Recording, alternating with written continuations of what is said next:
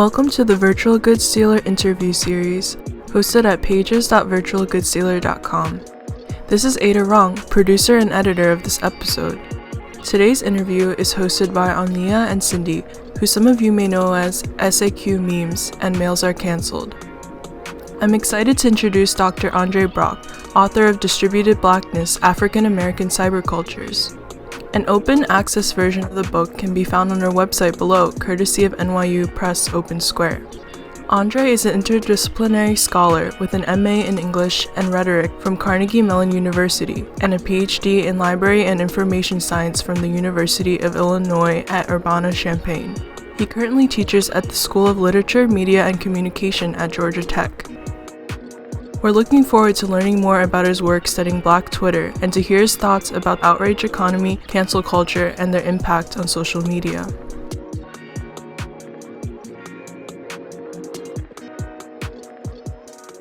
I guess you're the first interviewee of our new series. We all really love your work and we're really excited to talk to you about it. I'm honored to be here. It's an honor to have you. You're making me blush. Okay, can we move on from I guess we can just jump right in. Okay. Let's do it. So today's episode is going to be about the outrage economy. And I think the first thing we need to discuss when we talk about outrage is the bad faith actors, because those are the only ones who feel outrage or, pretend like they feel outrage. It's not justified because it's not real. And so how do we engage with these people without beating them? I mean, in physical spaces, we have the ability to move away from confrontations with people who are unpleasant. Mm-hmm. Online spaces don't really give you those same freedoms. And so trying to figure out how to deal with them has been an ongoing problem since we started talking to each other on the internet. Many sites use block lists, blockchain block lists, or just simply word of mouth to let people know about bad actors. But the bigger question I think you're asking is when somebody just basically invades your space beyond block and mute, how can you deal with them? And I don't really have a good answer for that. More so than invade my space, but is there anything, because you can block them, but is there anything that we can do to take a stand to them without engaging with them or without feeding them? I mean, and one thing I had, maybe go and like all the negative comments, the critical comments, instead of replying to them, but you're still adding to their engagement. I was just about to say the trolls' favorite currency is engagement. So anything you do to engage them, they see it as a win, right? And when you're dealing with somebody who's operating on that base level, it's really hard to say how you can control them other than shutting them out of the space. That being said, I am very much a pushback kind of person. So I like the idea of liking things that are negatively said about them and promoting them. But the catch is that as many of us try to maintain civil spaces, and civil spaces believe in the shared use of resources, whether it's attention, whether it's who's on the mic or whatever, right? And trolls don't care about that, right? And so when they come in not caring about that, there's very little you can do in a civil manner that will allow you to get the upper hand in engagement. Right. And so again, I've thought about it a lot, but I don't really have an answer apart from the things that you guys have already discussed, which is blocks, mutes, IP blocks, because sometimes you have to go that far, right? And the like. So ignoring is basically the best way to deal with them. Just pretend like they don't exist. Yes. Okay. All right. There's a difference between a physical space versus a digital space. Is let's say you are in this physical auditorium that's a physical version of Twitter and you're on the mic talking, it's like everybody hears you, and then your opponent is also on the mic talking, and then everybody hears you in the room, and then the people in the room determine who wins or something. But that's not really how digital spaces work. It's like, let's say I quote retweet something from an argument. It's like most of the people who see my quote retweet will be my followers, who are obviously, most of them agree with me already. Versus like if my opponent then quote retweets it, most of the people who see it are their followers who already agree with them. So it's not like a balanced kind of audience. Everyone just shares to their own audience and gets echoes. So that's like a weird thing. It's more cathartic than anything. It's not really going to add justice into the world. Exactly. Yeah.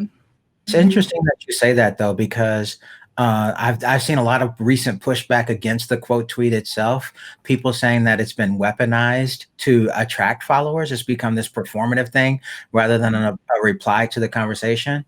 But in response, I often say that I don't owe anybody the courtesy of a reply, particularly if they're not a mutual, right? I'll be civil to people who I don't know who attempt to engage me civilly. But if you're just coming into my thread or my mentions saying, you know, you need to explain to me what critical race theory is, I don't have to respond to that.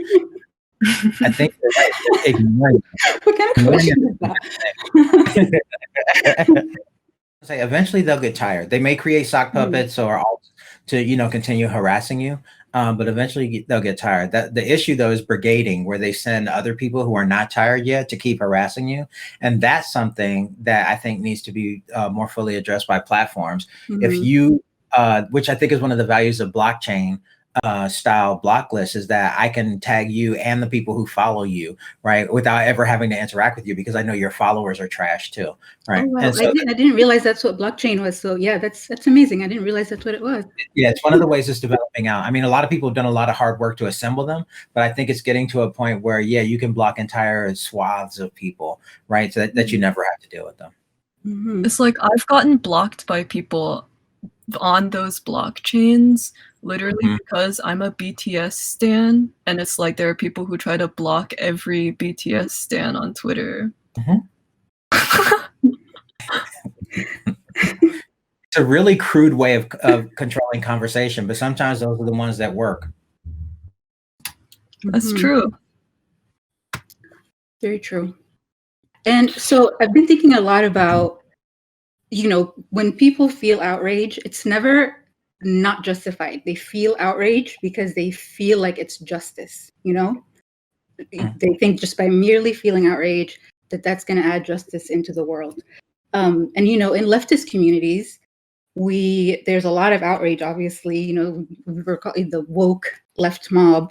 Are there any ways, and I will own it, you know, do you call yourself woke? Like, would you call yourself woke?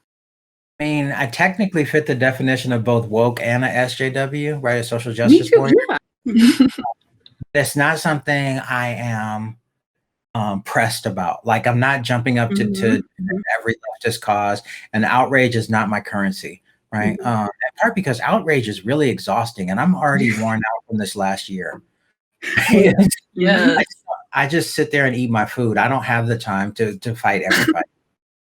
I mean, but a lot of people like feel like that's the only thing they can contribute is to speak the truth, and by speaking the truth, you know, they incite outrage. But in leftist communities, is there a way to incite outrage intentionally without yourself being a bad faith actor?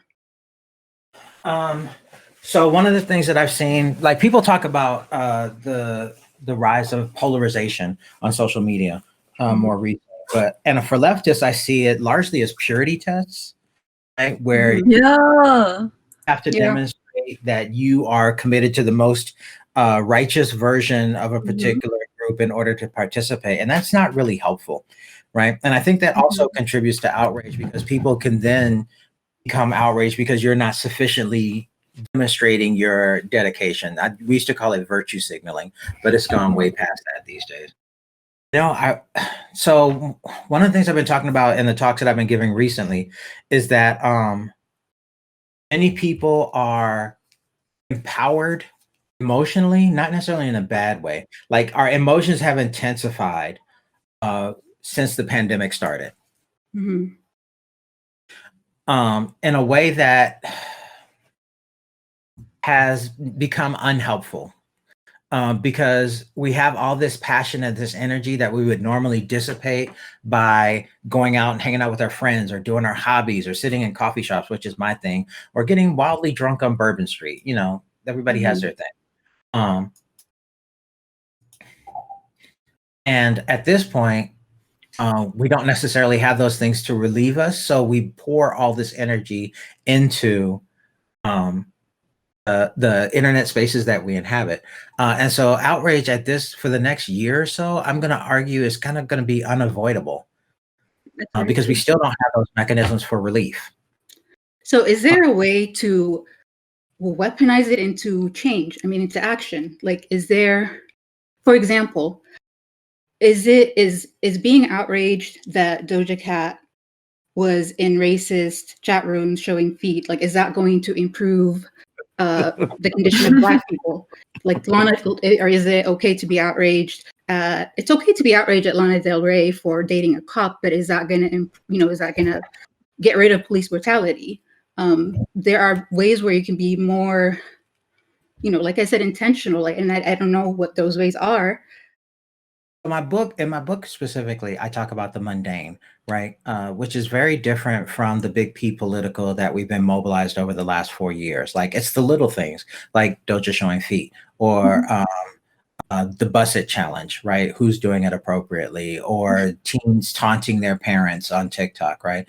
And I find it interesting that in many ways the internet kind of pushes people to think that you can't be big P political and small P political at the same time.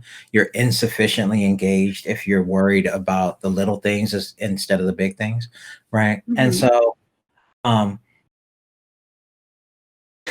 to show my age, I kind of wish the more radical leftists would take a chill pill. Okay. Everything does not demand outrage, right? You have to have somewhere to put that energy. And so I don't know, man. TikTok has kind of been a blessing. Like, I find people really escaping to TikTok as ways to just kind of deal with absurdity and social challenges and the like. But there are many more people who are serious internet users who can't find relief in those spaces. I don't know if I answered your question. Ask me the question again and I'll try it. I think it's probably just not an answerable question, because I think it's like when it comes to trying to assess like millions of people at once, you can't just draw one answer. It's really case by case, because it's like, I do think that to some extent, like, outrage, it does cause change, because it's like it creates fear, and then fear guides people's decisions. And like, you can see how corporations like that used to be politically neutral are all changing their branding to being leftist and like trying to remove like people who show right beliefs or beliefs on the right, like trying to remove those people from their organizations and stuff, and it's like, I feel like I see that happening, but I don't know if that's good or not, because it's very performative. It is performative in the medium of social media, but like most outrage, it won't last, right? I was intrigued because Alexei Navalny was released to Russia last week. He returned to Russia, and people were outside protesting in minus 50-degree weather. Right. And so some of the Puritans on my particular timeline were like, see, this is how real protesters act. Your social media stuff doesn't mean anything. Are you willing to put boots on the ground, which is such a problematic way to think about being active or being an activist, right? Because information is really the currency of activism. Yes, that physical presence does mean something. Even if you're going to get beat with batons and set on by water cannons and LRADs at the end, that physical presence means something. But to get to that point, you have to do the organization and information first, right? Yeah, I think it is. This is one thing I talk about with my students as well. The idea that something can be a problematic as opposed to a problem. Okay? And so a problem is something that can be solved. Right? If you say, how do I water the grass? Somebody can walk you through the steps of hooking up the sprinkler, making sure you paid your water bill, pointing the sprinkler in the right direction so it hits the grass and not the sidewalk in the street, and then the grass gets water. As opposed to a problematic, how do we solve racism? Well, Yeah. you can't kill all the old people. Yeah. That's not going to do it, because the young people have already picked up from their old people. Plus, there are multiple institutions that contribute to the structural discrimination of racism. So it becomes a problematic, which can really only be addressed through dialogue, right? And then political action. Right? And so perhaps that's something, there needs to be something we can build to marshal the energies of activists into productive dialogue. Mm-hmm. I think that would make a huge difference. We call these counter publics in public sphere discourse, and I think there are plenty of them, right? But in some What way, are they? counter publics.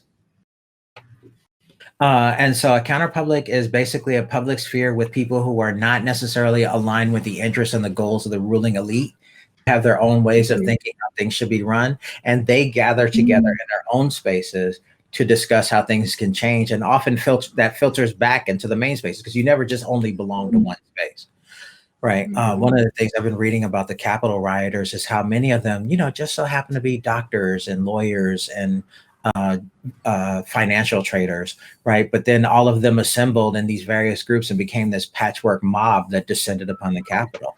And while I hate them, you hear about them assembling a lot. The left never assembles like that. Oh, we do not, because we're so busy arguing with each other. Like as soon as Biden got into office, the left was like, well, you didn't, end deportation on day one. Like, wait a minute. It's not how it works. Like, and that's another thing. Like, so, Kamala is a cop. That should have not been a thing that we discussed after she was chosen to be vice president.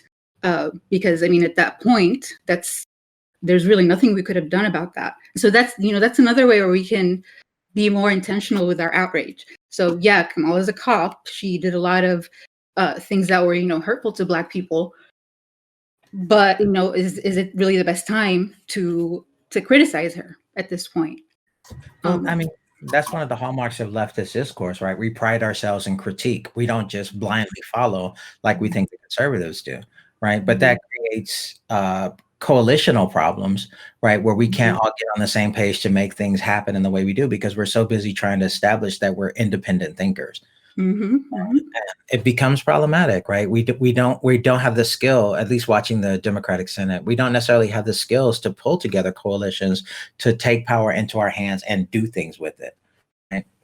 Although, I really do think there's something to be unlocked about the leftist woke mob. Yeah, we do need to take a chill pill, but even if we do take a chill pill, there's still a lot of power that could be unlocked.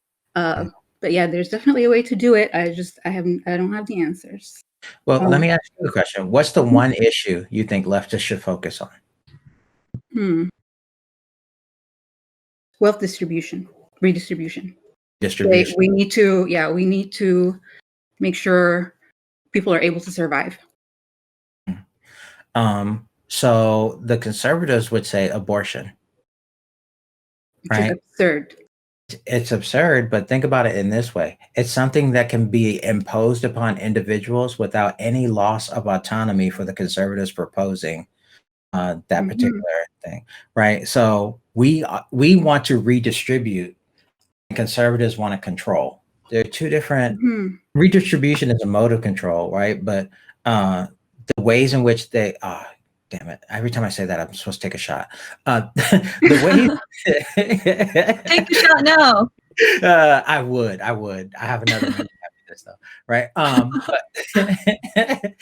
But the ways that we think of ourselves wanting to change the world is a structural mode, and we are reflective enough to recognize that. The conservatives will say, I want my individual rights, but in the meantime, we want government to support our ability to discriminate against certain classes.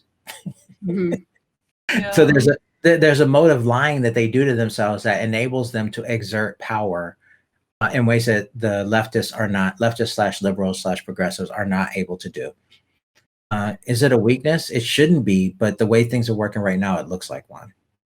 Now, okay, so Andre, that's a good point. So leftists, when they feel outrage, it's because they want to basically bridge the power gap. They want for things to. When the right is feeling outrage, it's because they want things to stay the same. So should we call both things outrage? They're both outrage, but the right, I guess, or the left, they believe that they are creating justice in the world when they're outraged. The right, do they believe that? Like, how do they lie to themselves and say, okay, this is my right, this is what is just, and so this is what I'm going to feel outraged about? At the risk of sounding overly professorial, I try to think about these things from a perspective of what the thing is, what the thing does, and how we understand ourselves. Let me explain. So a smartphone is a computational device that fits in your hands, that has a high definition screen, a fast processor, wireless connectivity, radio connectivity, so on and so forth, right? Mm-hmm. In the hands, if I give each of you an iPhone 12 Pro Max, the three of you are going to all use it in different ways. One of you will largely use it for photography, one of you use it for gaming, and another one will use it for social. Does that make that device different? No, it has multiple capacities. And I think of outrage in the same way, right?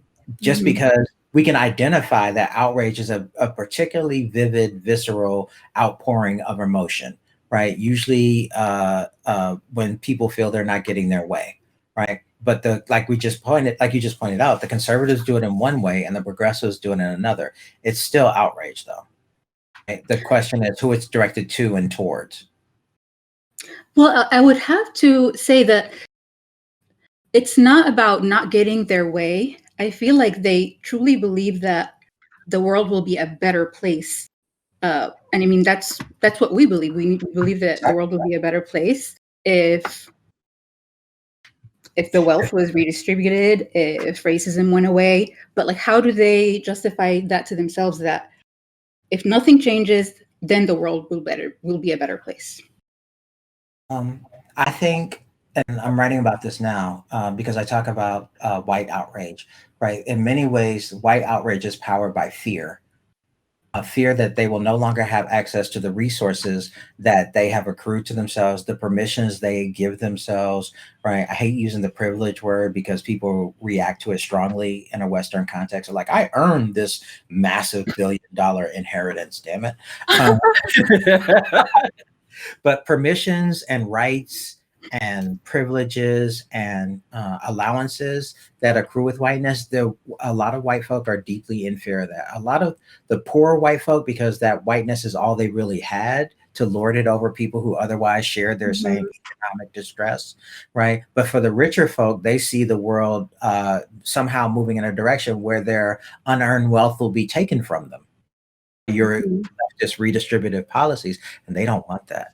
Right. Or that women will, and it's always freaky to me when women oppose abortion rights, right? Because like we're saying you should be allowed to control your body. And these women are like, no.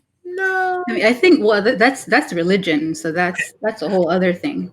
Part of it is religion, but others is just an particularly patriarchal view of a woman's role in the human ecosystem. It's because they have the resources to live and it works for them. They like their place in the world. They're comfortable. Yeah, it's like in the leftist vision, in order to redistribute wealth, the wealth has to be taken from those who currently hold it. So it makes sense that those people are like, no, the world will be better if everything stays the same because it'll just be better for me. It'll trickle down. Have you seen that meme that's like Ronald Reagan in hell waiting for heaven to trickle down to him? I have not. Please send that to me so I can repost that. Okay, I will. That's awesome. I will say just to, because you guys sent me a list of questions, I will say that the internet and its current manifestation as social media prioritizes outrage because outrage generates engagement, which generates ad sales, right? And so some of what we started out talking about, like how do you stop or how do you begin to limit interactions with trolls, involves the very practices of social media platforms where they prioritize limited modes of engagement that are driven by emotion in order to make money. If you suddenly, like Twitter tried this experiment, right? Instead of being able to retweet right away, it sent you to a quote tweet dialogue. And then you had to press tweet then, and people were really frustrated with that. I just wanted to retweet it. But Twitter's idea was that by making you pause, right, you don't just as a reflex click on something and share it. You actually have to think about why you're sharing it in the first place. They even added the prompt. Would you like to read this article? I'm like, no, it's a paywall. I don't pay. That worked. That prompt worked on you, by the way. So good job to them. I know. Good. I wish they hadn't backed up on it, right? They did? I wish. Yeah, they've restored the retweet button. They still have the prompt to say if there's an article linked, or specifically there's an article linked from a magazine or a newspaper that say, "Do you want to read it first?" About that definitely shamed me into reading things before retweeting. Then I think it's so people were like, "Well, me and my friends didn't do it, so obviously it didn't work." But I think what you say is, I think. Just as relevant. Even if you get 10% of the people to slow down the information they simply reshare, right? That's a bonus, right? It's incremental. Those things can only build. There will always be people who don't read. What is Twitter's motivation for implementing that? There are some smart people on Twitter safety who are trying to reorient Twitter to understanding its space as a public forum where information is quickly shared and magnified and taken in by people in ways that aren't helpful, right? And so their move was to try to encourage reflexivity, right? The idea that you think about what you're doing as you do it. In part because Twitter's model to me, and the one reason why I keep studying it, is that it encourages weak tie relationships. So people you aren't necessarily friends with in person, you're connected to them because of your interests or because they're friends of friends of friends, as opposed to Facebook, which is still, even though Facebook is a billion person endeavor, it's still tightly tied around the people you know and interact with regularly, right? And so Twitter's model is more attractive to me because I get to meet more weird people.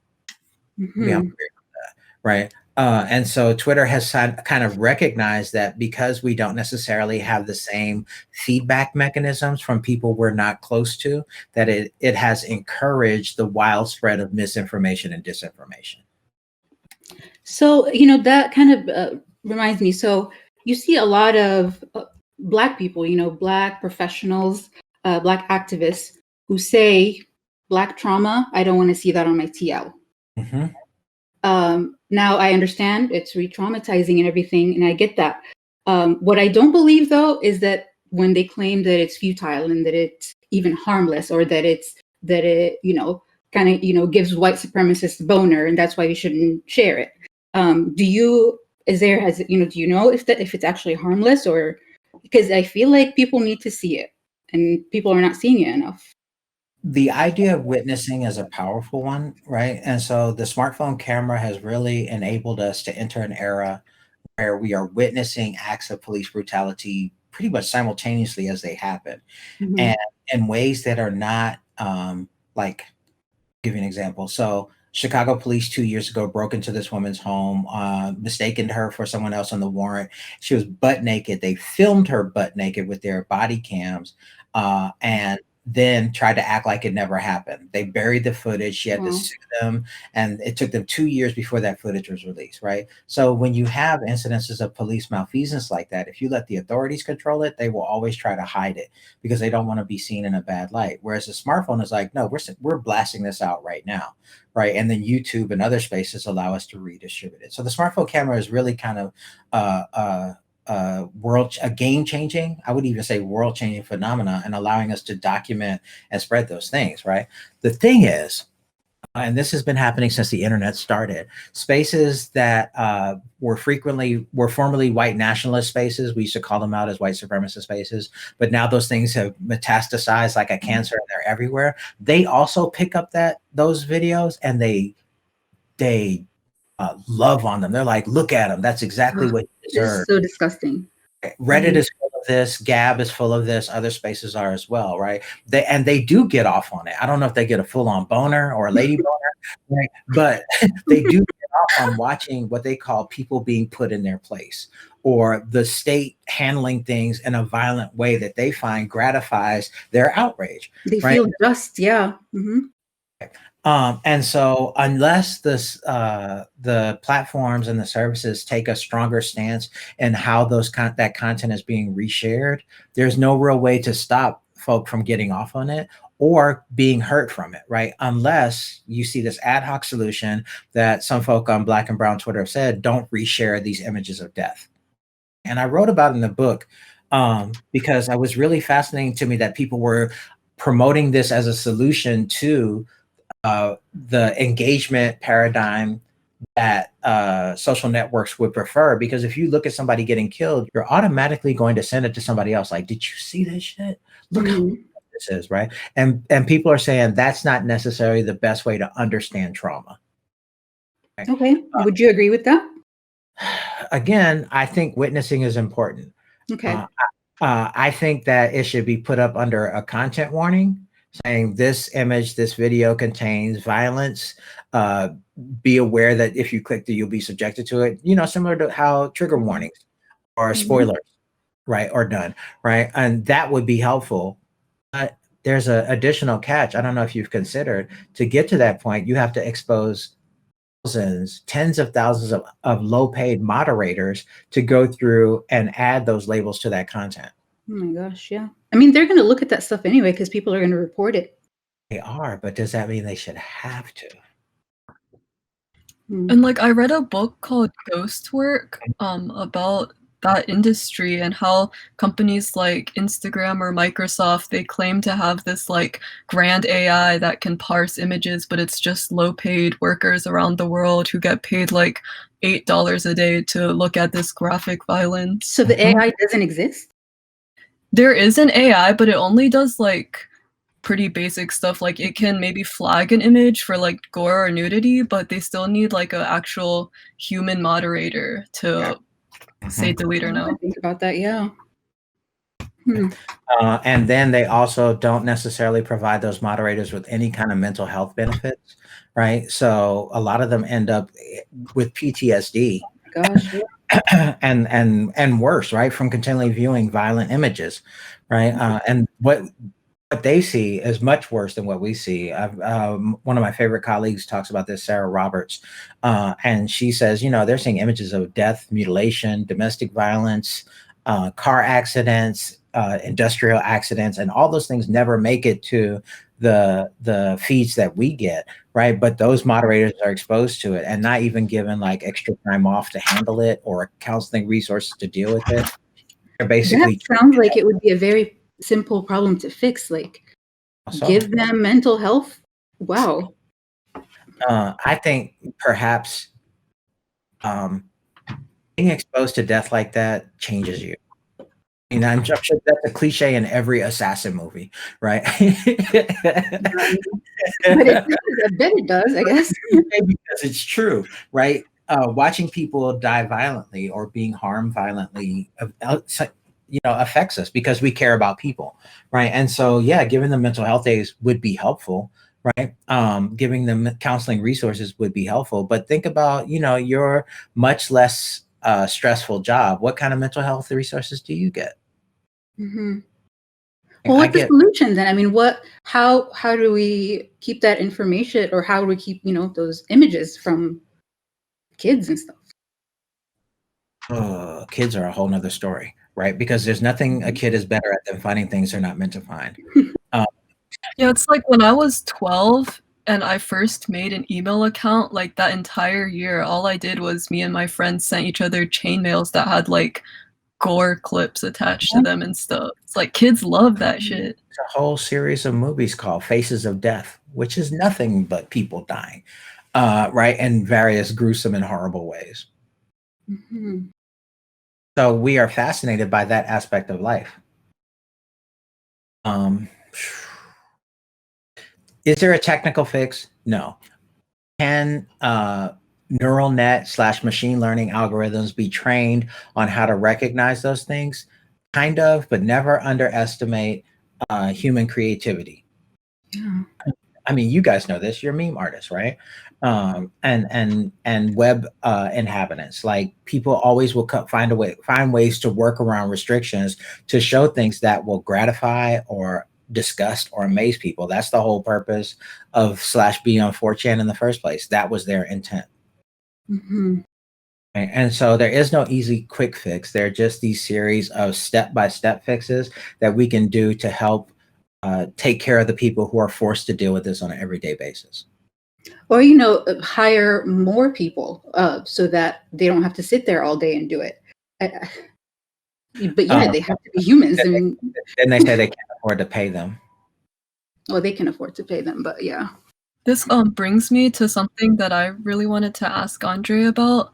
And I guess it's kind of like a two-part question, but so I feel like in the past 10 years or so that I've been an avid internet user, I've seen the internet kind of condense more and more into like 4 places. It's like Instagram, Twitter, Facebook, and like an occasional 4th place. And because of that, I'm kind of seeing in certain ways, it's like our internet experience is becoming more of an echo chamber because you can curate what content you see more. But at the same time, most people, I feel like, are being exposed also to more people who are different from them and have different beliefs. So I guess I wanted to ask about how that has, those two like factors have shaped like activism in the past 10 years. 4 is a good start, but it kind of ignores all the spaces that particularly white supremacists have managed to carve out or have funded. Like Parler is founded by Rebecca Mercer, right? Who's a huge Republican donor who's funded a lot of the anti-abortion restrictions, a lot of the anti-voting restrictions. Like, her thing is alt-white nationalism, right? Parler, Gab, the subreddits, Donald Trump, and other spaces, right? These spaces took over for the former, more organized white supremacist websites, American Renaissance. There's another one I can't remember that Jesse Daniels writes about, right? So even though those 4 that you mentioned, Instagram, Facebook, Twitter, there's one more, right, seem to have become really the ways people experience the internet, everyone has a set of niche spaces that they also go to as well. Mm-hmm. And we can't forget cable news. Mm-hmm. Right. And so one of the things that I've noticed over the last 10 years is that platforms have really sought to become what AOL was, right? They want to be this one-stop space where you can get everything you need. Instagram is a really good example. Instagram used to be a simple photo browsing website. Now it's a freaking shopping mall, right? Yeah. They want to do IG Live and have concerts in there, like the Versus, right? They want to become this place that is sticky, so that because the more time you spend on there, the more ads they can serve you, the more they can convince investors to put money into them, right? It's just really nasty. And each space has a different ethos, right? So again, Instagram, shopping mall, Facebook, toxic Thanksgiving dinner is basically how I've begun to understand Facebook. And Twitter can sometimes be, you guys are young, so pardon me for being, if this may sound condescending, but remember when people used to get together after lunch in like a huge courtyard and everybody would have their little cliques, but y'all will all be together on the same lunch period? That's what Twitter is like. Yeah, that's what Twitter is like, right? It's a shared space with certain rules and regulations, like a school courtyard would be, right? But also it's a bunch of little cliques that happen to all attend the same space. And that's good in some ways and bad in some ways. And so all three of those spaces have particular rules, regulations, and etiquette, and even presentations of self that they're encouraged. You're not going to show up, well, unless you're like me, you're not going to show up high to your toxic Thanksgiving dinner, right? Unless it helps you cope with your toxic Thanksgiving family, right? And, but to lunchtime with your peers, you might have had a 40 ounce before class or a joint in the bathroom during a break, right? And so that's part of that experience as well. The key thing to think about, I think, for each of these spaces is what type of self do they encourage you to perform? Mm-hmm. And from that perspective, it becomes you also finding, at least for progressives and leftists, right? Finding other spaces that contribute to you being a well-rounded individual, which is difficult given how platforms really exercise this lock-in.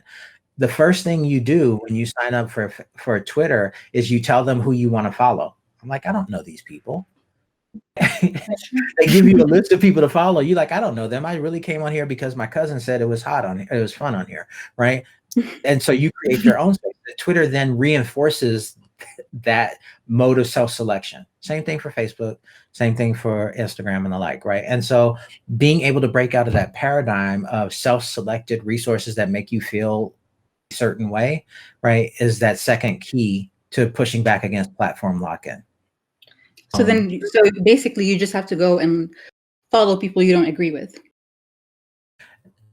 Oh, not necessarily don't agree with, but a friend of a friend, right? And a friend of a friend, y'all have a person who the three of y'all have a shared interest, but they're also interested in other stuff. So your friend, and it's a boy example, somebody who I play ball with may have a friend who's wildly into anime. I may have seen an anime show, so I'm going to follow that person because they follow anime, right? But we still have that connection, the basketball player, so we both have that interest in sports. And it's more like that. It's more the 6 degrees of separation than it is people you don't necessarily know. Okay. Like, people have different levels of tolerance for opposing views in different circumstances. Like, all the people who are like, will cancel you for anything on Twitter, like, they probably have a problematic coworker that they tolerate because it's their job or something. But do you think, André, the average internet user has become more or less well-rounded? That's a tough question. The one piece of evidence I can offer is that Pew Internet and American Life, which is one of my favorite quantitative sources for data, did a survey, and they found on content that is by people of color or about people of color, Black people are 3 times more likely to view it and interact with it than white people. People, when they say they don't see race, they be dead serious. They only focus on things that reify their whiteness. They just keep scrolling. Just keep scrolling. Where Black people have to engage with white people shit because that's our boss, our coworker that we don't like or like. But we also engage with stuff about brown people that we like and care about. And there are some Black people who are kind of parochial, and so they only really rock with other Black people. But there are many more that see Latinx people, Asian people, and other groups of folk, right, as part of a grand coalition of people that they want to interact with, right? In some ways, brown folk are more accepting of others until you get to immigrant populations, but then we can talk about that too, right? But brown folk are in large ways more accepting of other brown folk and their interaction with white people than white people are the other way around. Make sense? So our internet users more well-rounded? Nope, they're not. In part because there's too much information. But one of the things you do when you create a filter by saying these are the type of people I follow, it also dictates the kind of information you receive. And that information, even if it slightly challenges your worldview, is something you don't have to dedicate a lot of cognitive resources to understanding. And although Facebook has 2 billion members, you really only interact with maybe 300 at a time. Same for Twitter, same for Instagram, right? Like you guys have thousands of followers, right? How many of them are your actual mutuals? Not just people who follow you but people you actually spend time to talk to every day. With those people, you don't have to expend a lot of energy to try to figure out where they're coming from. And with Instagram, they only show you about like 5 of your mutuals anyway. on It's crazy. TL.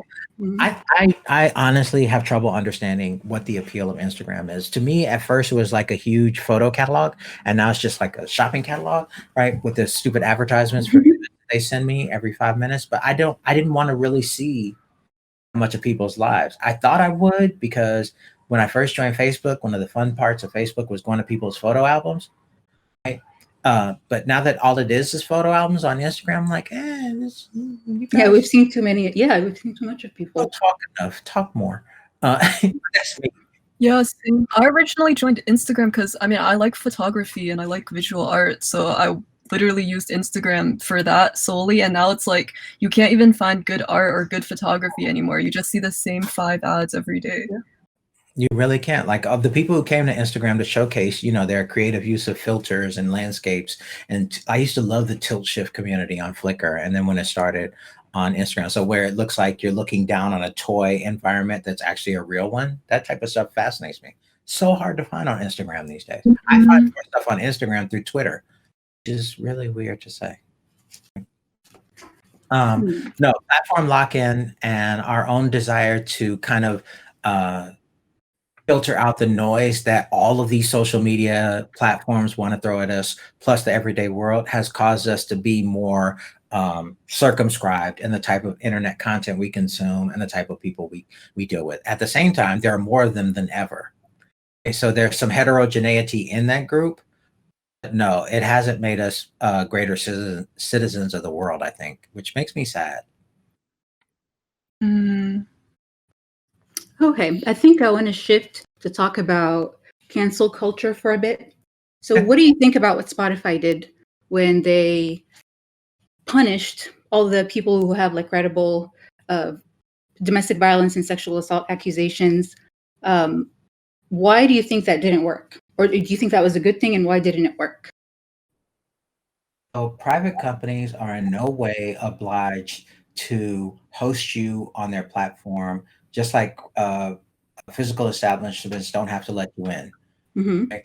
So there is no free speech right that you have to participate in a private space. If we've been kind of lucky so far, and I don't really know if it's luck when I look at the way that Europe handles privacy and data and the way the Asian countries handle privacy and data. We've been kind of lucky that we've not been more circumscribed governmentally, thanks to the misunderstanding of the First Amendment and the ways that Section 230 operates as a safe harbor. But people have taken that too far. They believe that if they do anything wrong, they should not ever be held accountable for those wrongs. They should still be allowed to have a voice on platforms to talk to other people. I don't agree with that. Okay, so you think that they should have, stuck with it? I think they should have stuck with it. Me too. Okay. So because that's the only way really so I used to be, I used to hear people abolish prison, abolish police, abolish everything. And I used to be like, okay, well, what about the rapists? Then I find out that only like 97%, 97% of sexual assaults don't result in any jail time, 0 days. And so I was like, so what are we doing here? I mean, I guess we should abolish everything. And a lot of people apparently agree. But, where does that leave the victims? If Spotify can't punish them and the jails can't punish them, like, how do we keep them accountable unless there is some incentive for them to not, to do the right thing? Mm-hmm. You don't have a right to do wrong and make money. Yeah, exactly. You don't have a right to hurt people and then continue to be an unaccountable public citizen. I just don't think that way. Prison abolition is a contentious topic, in part because there will always be a subset of people who are criminal and enjoy hurting people. And I'm not willing to abolish prison for them or any form, because prison. I think when I listen to Mariam Kaba, when she talks about prison abolition, she's not saying there should never be a punishment. It's just prison isn't necessarily the punishment that we should be invested in. There has to be some form of rehabilitation and accountability. Because cancel culture is basically that's what made me open to the idea of abolition. It's because, but then, you hear people saying that cancel culture is basically the justice system, and that, it kind of plays by the same disposability politics. And I completely disagree with that. I hear the argument made all the time. Cancel culture is exactly what white people did when they made prisons. No, it's not. Prisons were made to capture the most vulnerable people in society. They were made to capture slaves. Cancel culture started to make the powerful more vulnerable. And so I think that that's the only thing that will make me okay with prison abolition, is if corporations start taking a stand against people who are psychopaths, basically. I agree. I will say one more thing, though.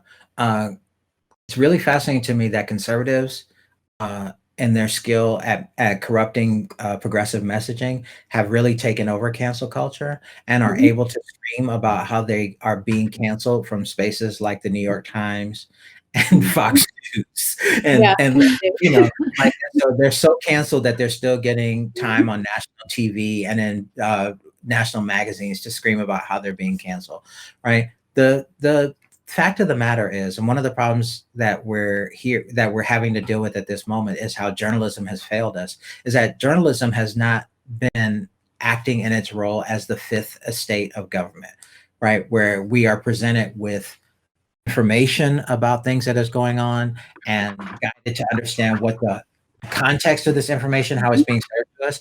Instead, journalism has said, well, both sides are equal, right? So they'll give dapper Nazis the same platform as they'll give prison abolitionists to say, well, these are fine people, very fine people on both sides, right? No, one group wants to kill people and put them in jail, and the other one wants to redistribute resources to make society more equitable. There's no way this is a both sides argument, right? But journalists have failed us by trying to pretend to objectivity, right? The websites have finally fallen out of that particular paradigm. So now they're understanding you cannot necessarily protect and coddle bad actors without some of their activity blowing back on you. I think of Tyler Blevins, is that his name? Ninja, right? And how he lost YouTube sponsors when, or was it PewDiePie? Either one of the two, right? But they made racist or sexist comments and end up losing millions of dollars in sponsors. That doesn't make you canceled. That means you have faced accountability for saying something that was Exactly no business saying in the first place, right? That's the way sociality is supposed to work. Yeah, and I mean, I've gotten a lot of arguments about that, but I think that when the person being canceled is more powerful than the people holding them accountable, that's, they call it cancel culture. But I think that we should refrain from describing situations where we're talking about people being bullied or, people being oppressed as cancel culture. I think the left should probably refrain from using cancel culture when they're talking about vulnerable people who are being oppressed. I feel like cancel culture, like the very term canceled itself kind of arose as like a slang term referring to what we recognize now as cancel culture. Like it was never supposed to be particularly serious. And I feel like that's why it was so easily co-opted by the right to ridicule the left. Like, well, yeah, exactly. And I feel like when it comes to cancellations, there are so many white famous people who get canceled. So like, okay, Jeffree Star, for example, Shane Dawson, like figures like those, they literally, their whole like marketing strategy is creating controversy that they'll get canceled for, but it just gains them more eyes on them every time, and they profit off of it every time. If you look at a tour of Jeffree Star's house, he has like 100 Birkin bags. It's ridiculous. Yeah, exactly. They use getting canceled as a way to gain more followers. Exactly. But then if they're saying I'm getting canceled, and somebody who is, a weak person who is being bullied says I'm getting canceled, I feel like this creates an obfuscation where nobody knows what getting canceled means.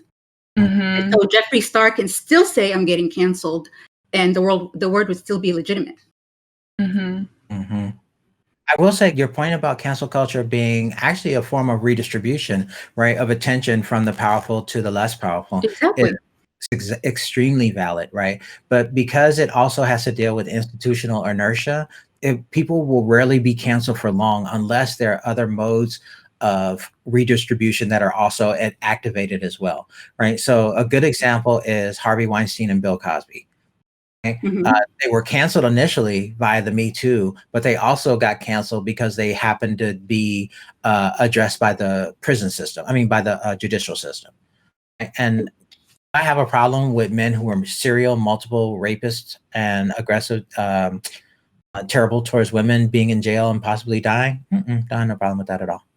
That being said, I'm a huge stand-up comedian fan, right? And watching comedians really play themselves by discussing how they feel they're being canceled for saying objectionable shit, right, has been really tricky for me to navigate. I love raunchy comedy, and in many ways, comedy is transgressive, right? But and that transgression has often revolved around putting other people down to make people laugh.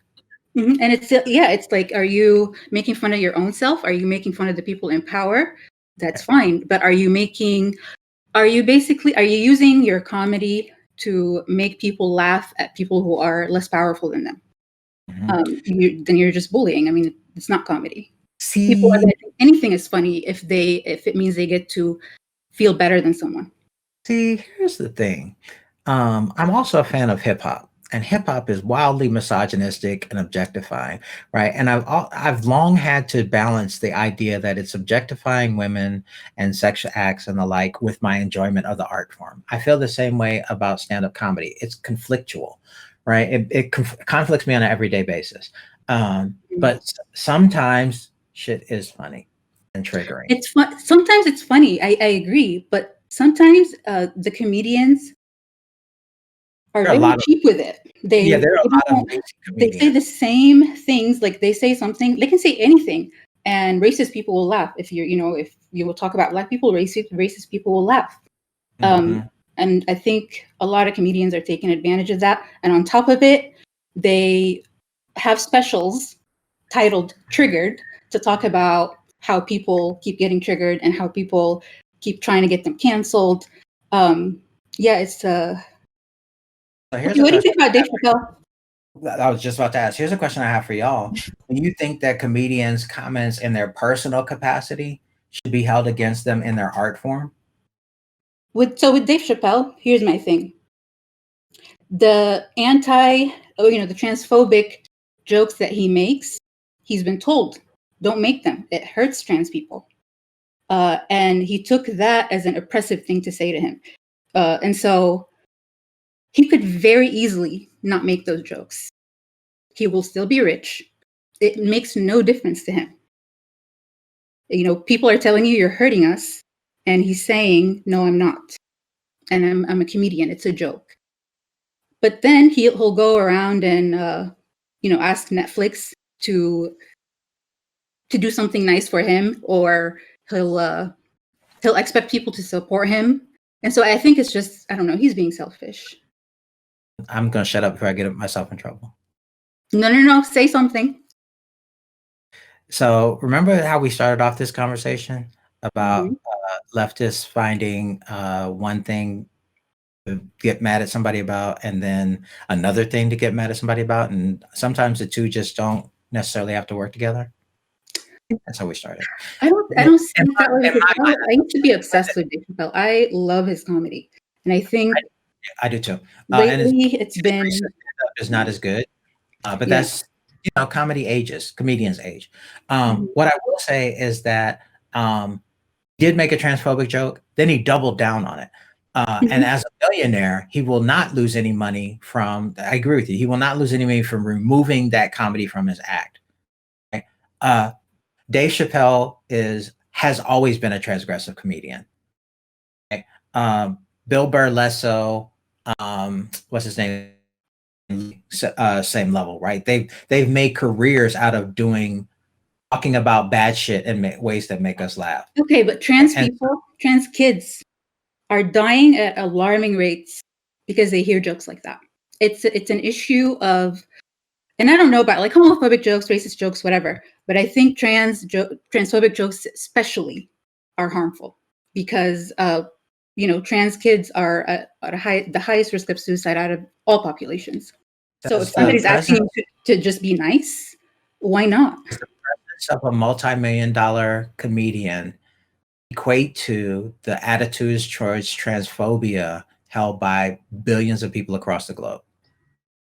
Yeah, I think that's a good point because it's like it's true that I think that he should not make transphobic jokes and that he's definitely wrong for that and he's wrong for not thinking it's wrong. But also it's like if we want to address the issue of transphobia and to help trans youth it's like the outrage economy thing again because it's like Dave Chappelle is an easy target to be mad at because he's famous, and he's successful. But what about like, a middle schooler at your local middle school who's like bullying trans kids? Like, well, but you have to think about why is trans visibility important? I guess is it because he's making trans people visible, but visible as a pathology. That's definitely true. It's like I'm not defending him at all because it's like I guess like I identify as non-binary and like I don't really try to speak on trans issues because I feel like I'm not really like somebody who's oppressed in that way, but like I definitely don't believe in the gender binary or anything like that. But I also feel like when it comes down to it, there are a lot of resources, like real life resources and like public decisions that are going on that are a lot more important than like what one famous person is saying. That's true. I was listening to a series of video interviews the Washington Post just published, and they're older folk recounting what their families had to do to travel across country by car in the 40s, 50s, 60s, and 70s, right? And it really kind of brought to mind that no individual entertainer would have changed the ways that they had to know which gas stations not to stop at, not know where they could stop to get gas or to use the bathroom, where they could get food from, where they could rest, right? Those are attitudes that slowly have to be addressed by multiple institutions in society taking a stand and saying, we are not going to allow this type of behavior before. And I see this issue of trans visibility in the same way, right? It's useful and it's helpful to focus on big targets, but there also has to be work to be done so that the middle schooler is sanctioned and held accountable for the ways in which they physically and emotionally hurt this young child who's still trying to figure out who they are. Right? So I get it, right? I'm not happy with Dave or other comedians who have taken on that approach, but I also am aware that it's a technical fix, not a cultural fix. And we really cultural fix first. Yeah, I think that really ties to our current society and how like I guess messing with someone's money is the only way to get anything to happen. It's like all these corporations, for example, all the corporations that like banned Trump, like I highly doubt that all of those corporations are led by leftists who are actually against Trump. Like I bet some of those people actually voted for Trump or support him or support his policies, but they're just trying to look good. But it's like that economic pressure pushes them to behave in a different way and perform in a different way that does end up affecting real people's lives. But it's a weird place where that's kind of like the only way to create effective change. So then would, performative, corporations taking like a performative stance. I think whether or not it's performative, I think it's a good thing for anybody to take a stance right now. Even with the black squares on Instagram thing that happened this summer? Well, that specific thing was harmful because it was hiding information about BLM. But honestly, like, so, like the Sean Kings and everything, the grifters. And I think that people taking a stand and people raising awareness, I think that adds more good to the world than their bad intentions. That's the trick with social media. And I talk about libidinal economy in the book. I talk about how our feelings and our gut understandings of the world around us really shape the actual practices that we do. And on social media, it's really easy to believe that what people type is performative because you know what you're doing in composing and presenting stuff on the web. You can also then easily transpose that to say, well, obviously they're performing who they are, even if you passionately believe, like if you're on Tumblr, right, talking about your process of gender transition, right, that is, you are pouring yourself onto that page. That is not performative. But it's those same people, and I'm not just picking on trans folk. I see this all in my students all the time, are so willing to accuse other people of being exactly fulfilling or performative, right? And I think it silences people. Yeah, at some point we have to try to improve our detection mechanisms to where we can watch people's behavior over time to see if the performance is actually a practice. Mm-hmm. One of the things I stepped away from in my book is talking about online identity as a performance. I call it an enactment instead, right? And this is from Rhetoric, where we talk about how saying things about yourself enact yourself in that space, right? It's not simply a performance of self. It is an embodiment of self, an intentionality of self that goes beyond performance to get people to accept that this is who you are, your reality, right? And when black folk first got online, nobody believed they were online. They thought it was a bunch of white people performing blackness. For some strange reason still happens, right? But in many more cases, black do you follow No Context, Dr. Umar? I see it when it pops up in my feed, and it's hilarious every time. Getting accusations about being white. Right. The whole No Context meme threads are fascinating. Meme accounts are fascinating to me, right? And so there has to be it's too easy to do the knee jerk, oh, that's just performative, until you start spending time in those communities with those accounts, with the people performance of self to see that this is actually who they are. And you'll still get caught out there. That's the trick, right? Mm-hmm. So there was a prompt on Twitter the other day, say you've been on Twitter for a long time without actually saying you've been on Twitter. And I chose something that Deceptive Account used to do. Did you drink water today, you rotten bitch? Oh my gosh. By the way, I've never seen somebody get canceled permanently like this. Because they shut him down. They shut him down completely, right? And people are so mad about his deception, right? But so this is one of the things I say that troubles people, right? If somebody is able to convince you over time that they are a particular person, then for all intents and purposes, they are that person until they're not. Mm-hmm. Yeah, that's really like all you can know. Parents are amazing until they're not, right?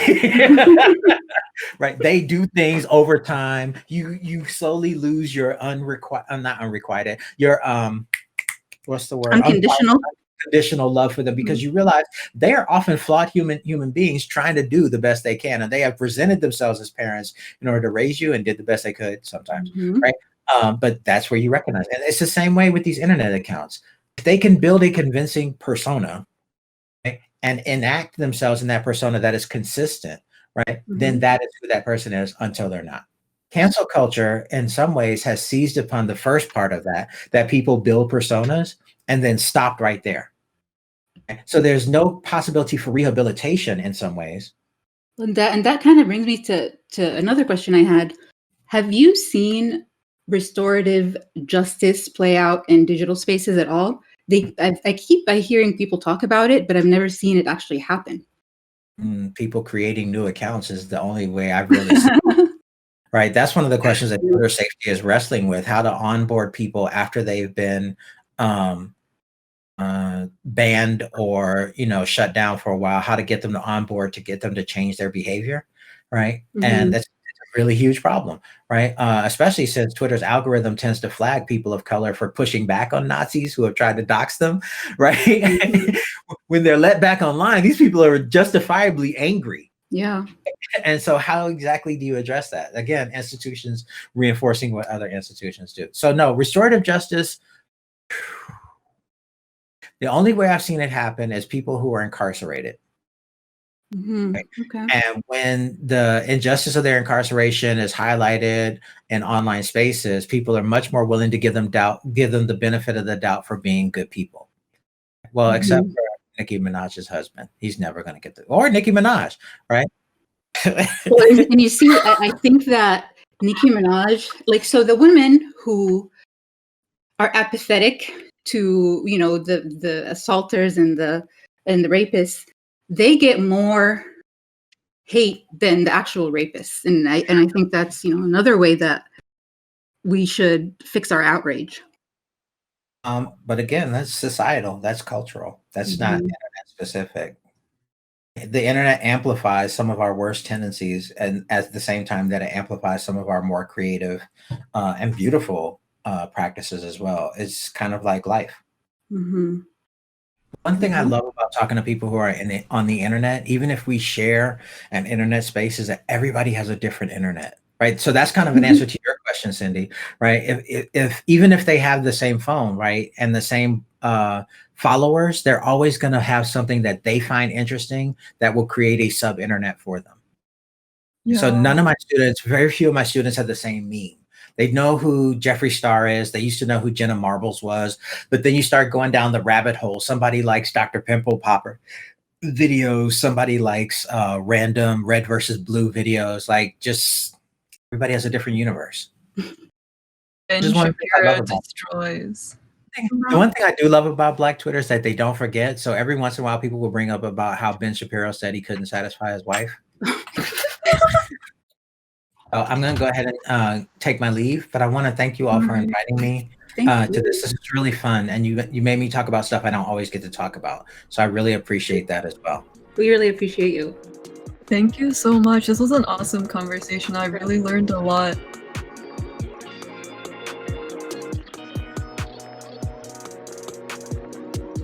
An open access version of Dr. André Brock's book, Distributed Blackness, African American Cyber Cultures, is available through NYU Press Open Square.